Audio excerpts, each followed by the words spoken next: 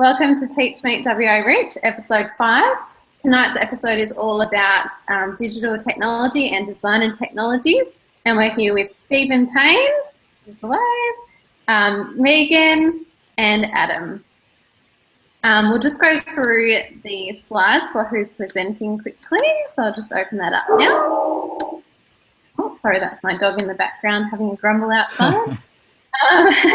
So those are our Twitter handles. Unfortunately, Chantel Cochran couldn't join us for this evening, but she's actually pre-recorded her presentation for us, so we will put that on the YouTube channel.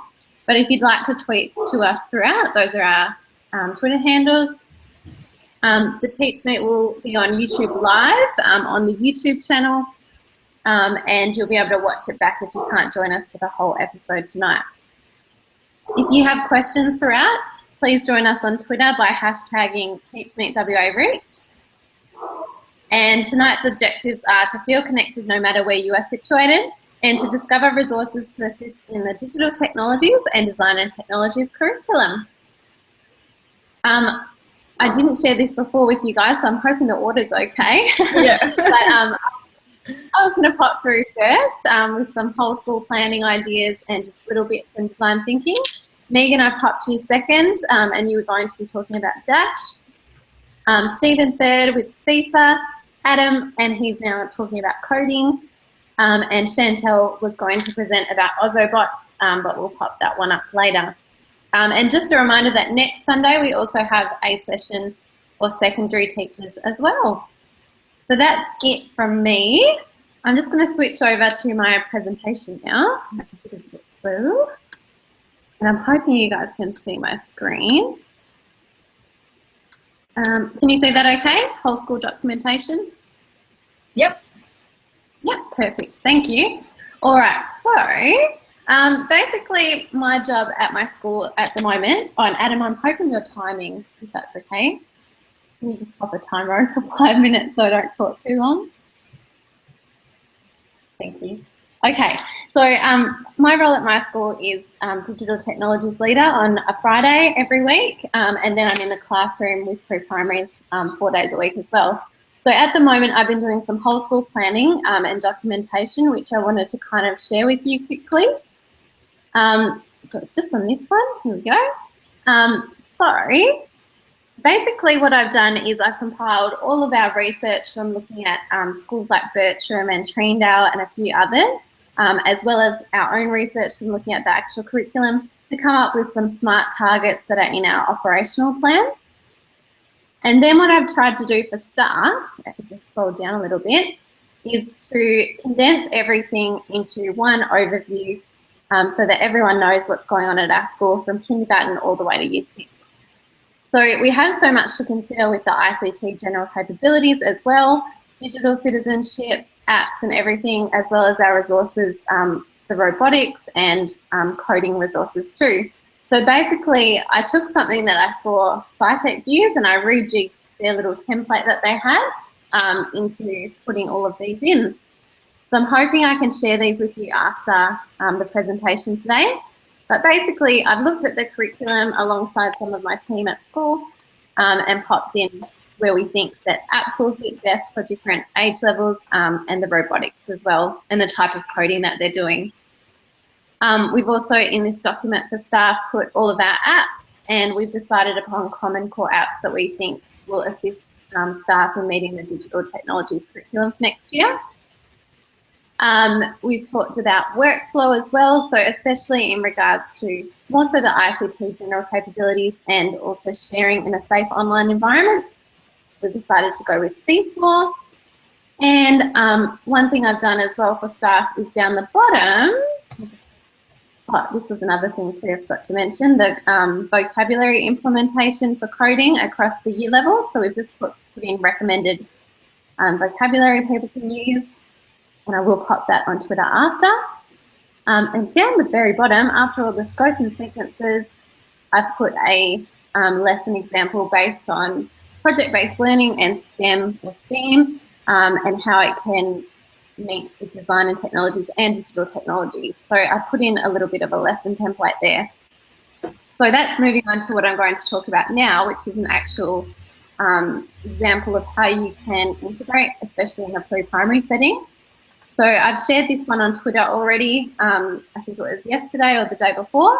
So you're welcome to have a look at this template. And basically this is my planner for a big unit of work on using lights in the home. Basically what I got my pre-primary students to do first was we talked about how we use digital systems at our home or at school. And we refined it right down after we collected some data about what kind of lights we have at our home. And they decided to design their own light, their house. And basically, long story short, they came up with a little design and then they connected their little bits, which is in the Department of Education STEM kit that they've given out. And they decided to put it all together to create their little light. So I've got a little video here to show you. I'm hoping it's screen sharing to you now. Oh, is it working?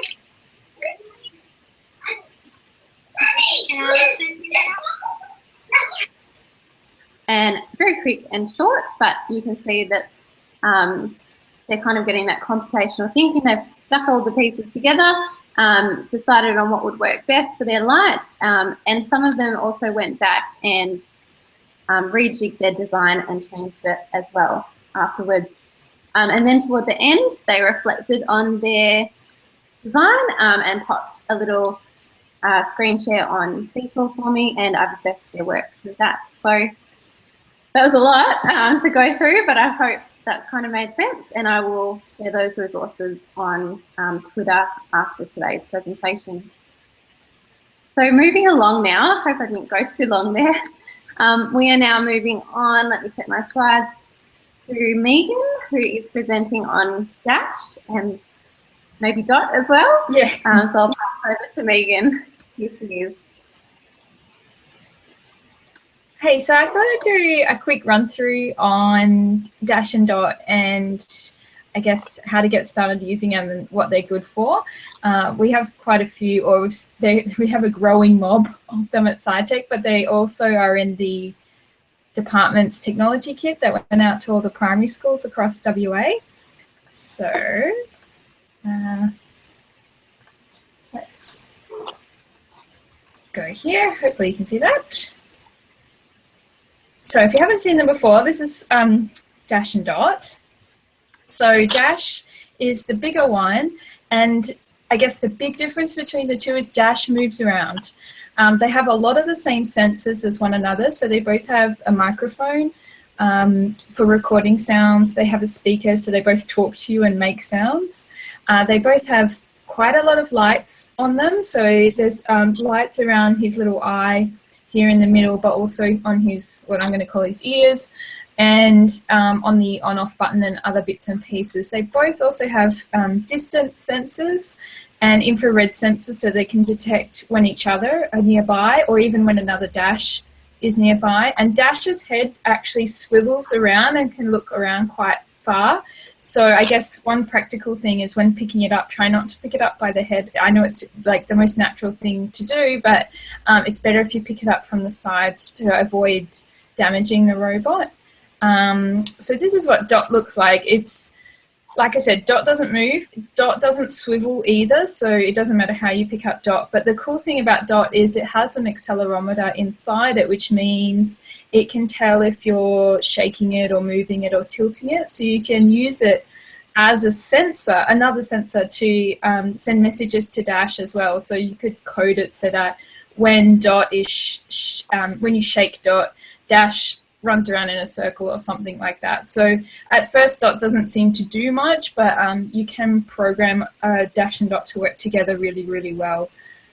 Now what I like about these robots is they cater for a really large age range through the different apps. So the company who makes them is called Wonder Workshop, and they have 5 apps. So I've put them sort of in order left to right, left being the easiest, lower age range. Oh no, sorry, across the top is the easier ones and on the bottom is the harder ones. So Go is, you're literally just remote controlling Dash and or Dot, and the controls will look a little different depending on which one you're talking to. So at the top right, you can see I've connected into a Dash. And you're just exploring what you can do with Dash and Dot. That's all it is. It's all about remote control. So really good for pre-primary sort of through to year 2. Path involves you drawing a path. It's a top-down view, and you're drawing a path for Dash to follow. So it's for Dash, the moving one, and you can add little icons in. So as it goes along its path, you know, you can make a pig noise, and then a rooster noise, and then a cow noise, and they've got a few different backgrounds you can choose from. So it's a cute way to, I guess, bring in storytelling and things like that. And all the students need to be able to do is to draw a line with their fingers. But you can start talking about computational thinking and putting things in the right order, even though they're not doing a coding language.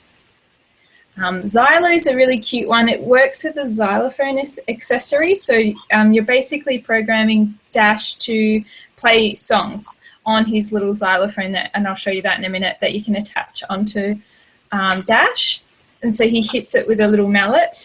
So you can really bring in the arts and the music and things like that. So you could have one Dash doing the moving and doing a story, and another Dash playing the music behind. And this is where it gets to the sort of upper primary end of the digital technologies curriculum. In Wonder, we're coding through drawing a map with symbols. So it's a symbol-based algorithm. And you can start accessing all the different capabilities that Dash and Dot can do. And then this is the year 5-6 level is where the Blockly app comes in, and this is one of my favorites, where you're programming from top to bottom, and it's very much like Scratch, click and drag from the menus on the left, but really, really customizable, and you can really go into depth and hit the year 6 requirements of doing if-then statements and repeat loops as well, iterations. So you can hit, you know, almost the whole primary Digitech curriculum with this one piece of equipment, depending on which app you're using. They come with some accessories. So in the kits, I think the xylophone was included, and the blue things here, which are Lego adapters. So these accessories normally fit onto the ears of Dash or Dot and can do different things. So you've got a bulldozer bar there for pushing things out of the way. The Lego adapters, I've seen someone build a pen holder for Dash. So they put a pen in, and then as Dash drove around, it left a trail on a big piece of butcher's paper. But you can be really creative and even just dress up Dash and Dot with the Lego adapters as well. There's a tow hook for Dot, so you can actually put Dot on a trailer and have Dash tow Dot around. And I think one of my favorites, I haven't seen where to buy this one, but I saw a picture of the smartphone mount, which looks really interesting. And this one is by far my favorite, the ball launcher, because I'm a physics person. So, but yeah, you can see how all the accessories sort of clip really snugly into the ears or the sides on Dash and Dot. So they're quite secure when you've clipped them in properly. And they're pretty like self-explanatory in how to get them attached and detached. Now, the battery life is really, really good on Dash and Dot, lasts about 5 hours, and you just recharge by using a micro USB cable to plug into a computer or one of those, you know, power adapters that have that sort of USB connector. So that's Dash and Dot. Yeah. Hopefully, thank you, Megan. Yeah, that gives you a bit of an idea of what they are and what you can use them for. Awesome. I really loved how you explained the apps and how they progressed up the levels. So thank you very much for sharing. No worries. So we'll now go to Stephen, and Stephen is talking about CISA MOOCs. When you're ready.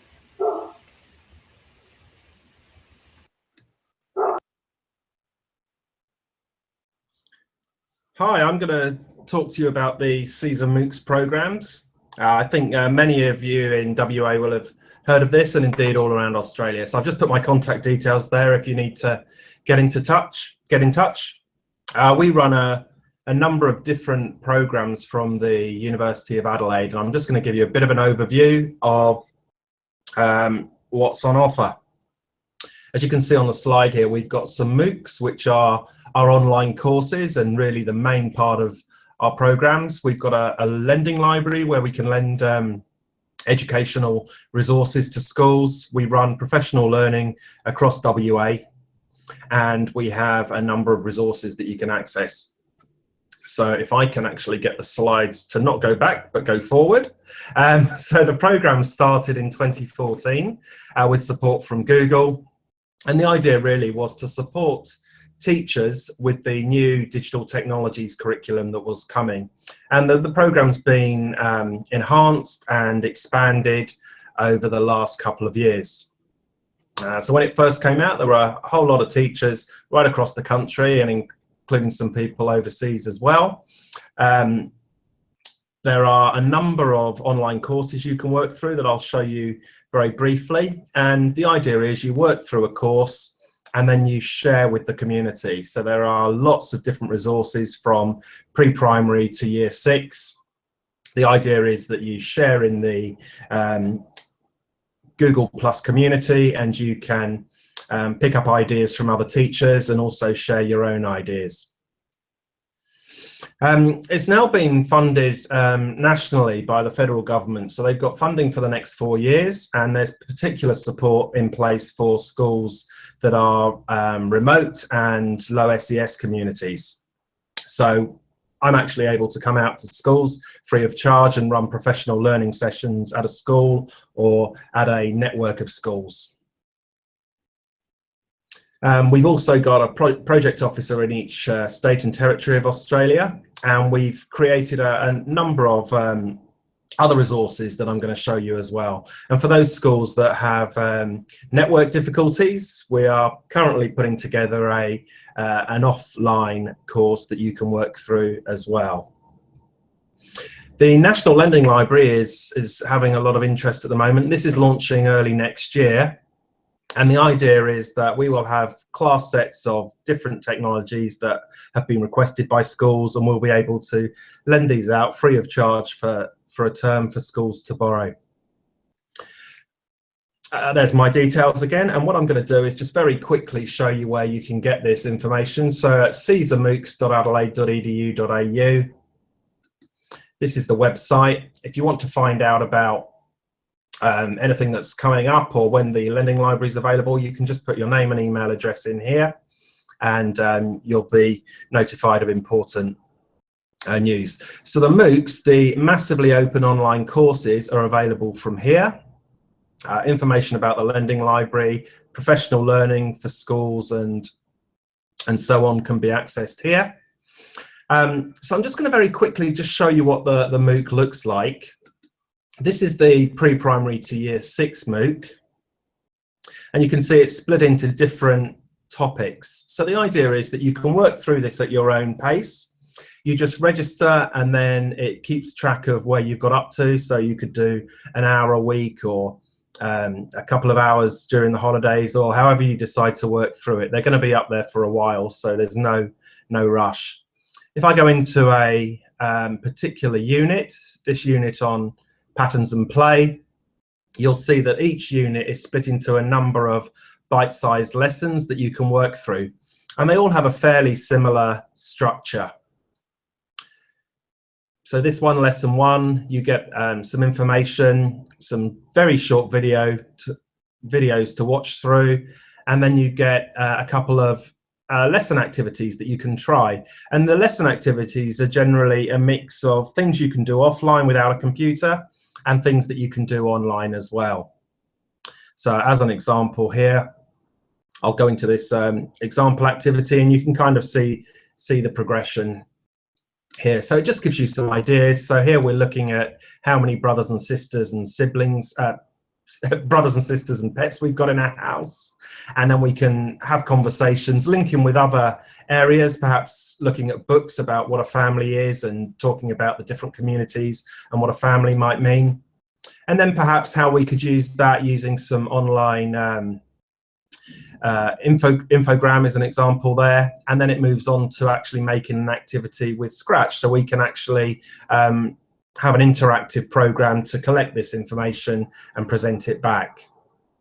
So you get a number of lessons to work through, and you can just read those through in your own time. Always good to work with someone else, either as a whole school working through this together, or find a buddy at a local school and you can work through it and discuss ideas.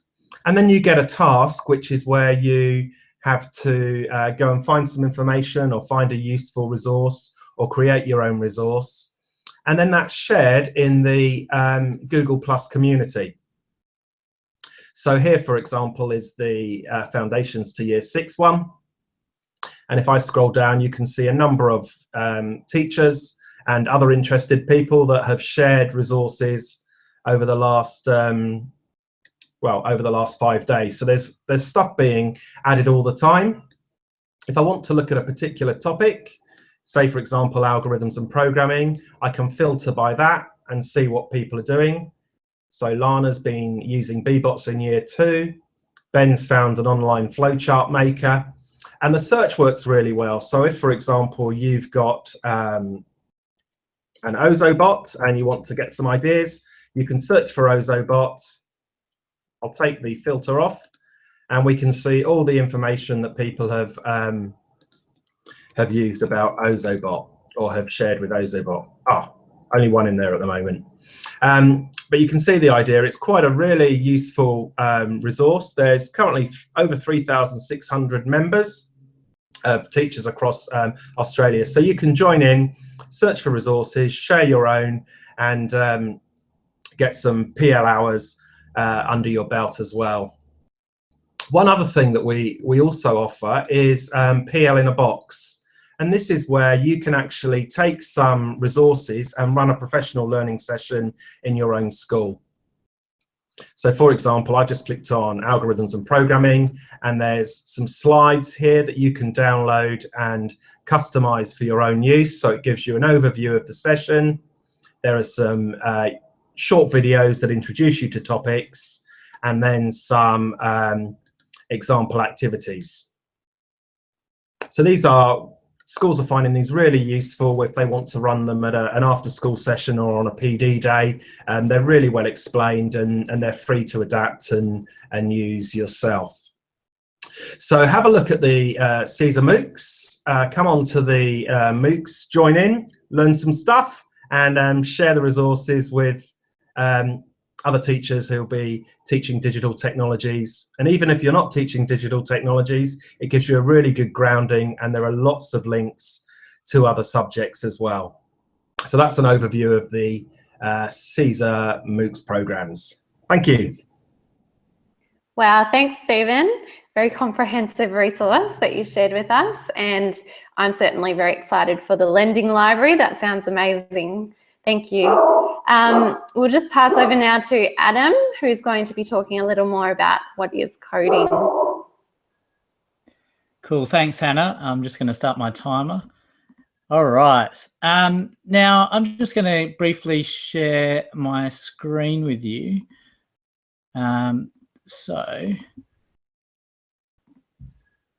Hopefully you can all see my screen okay, and there we go. So I just wanted to talk to you a little bit about what is coding. And for some of you coming into the Digitech curriculum, it can be quite tricky with a lot of new words being thrown out at you, and not sure what those words mean. I come from a coding background myself, so I worked for 7 years in the software industry prior to becoming a teacher. And so I guess I'm hoping to share some of those ideas with you. I also came from 2 years teaching Japanese prior to teaching IT. And what I found is if you think about programming as a way of learning a foreign language, but instead of speaking to a person, you're speaking to a computer. So this is kind of what it looks like. So if we look at the words on the left, this is what we call kind of pseudocode. It's code written in plain English, and this is kind of like the instructions that we would like to give the computer, but we need to translate that into a language that the computer can understand. And there's lots of different programming languages around. So this is just an example of one. So if you look at the code on the writing on the left, if the sky is blue, when we translate that out, we would have a variable called sky, and we'd give it a value blue. So we use certain operators to be able to see, so the computer can understand what we mean when we say sky is blue. And then, for example, in those brackets underneath, we can assign a value to the weather variable called sunny. So if the sky is blue, then the weather is sunny. Else if the sky is grey, then the weather is cloudy. Else if the sky is green, then watch out for aliens. So this is a bit of an idea of what it might look like when you type in code. So why all this fuss about coding? I saw Channel 7 the other day had something showing that 40% of the jobs that are available now within the next, I think it was 10 years, might have been 20 years, are going to be completely automated. And so that doesn't mean that every student of ours is going to become a programmer, but it means they need to understand how computers work.